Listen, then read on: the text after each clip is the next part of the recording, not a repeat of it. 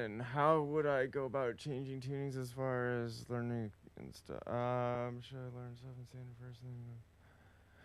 You can do whatever you.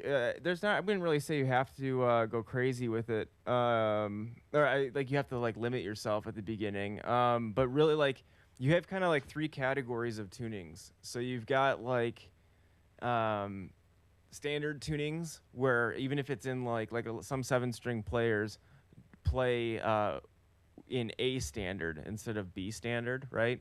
So like the standard tunings are good.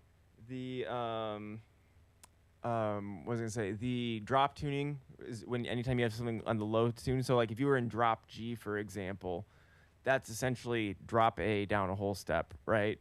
So what I tend to do is I tend to think of everything as either standard. If I'm in say, a standard tuning, I think of it as like just regular standard, and just even though I know I'm playing, I'll adjust because I'll know I'll be playing a note slightly different.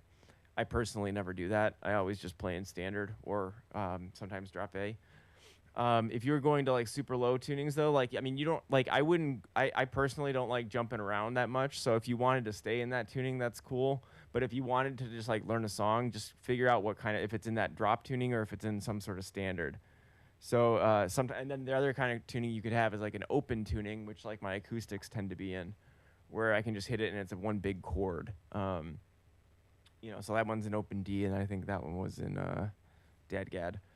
Um, but yeah, I mean, as far as learning stuff, feel free to like jump around. I mean, obviously, if you're changing drastically, you're gonna want different strings and set it up differently, whatever. But I'm going between like a drop tune song, like it's totally like you could learn a drop G song in drop D, and then it'll just sound much higher, you know, and then you can go ahead and adjust it if you wanted to record it or something like that.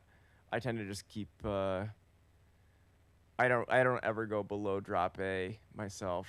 I'm honestly not that big of a fan of it for most situations. Um, I don't like the way the mixes and stuff tend to start sounding. But if you were, or if the song was in that, you can do like you could, like I said, you could just do a different drop tuning for it, and then there you go.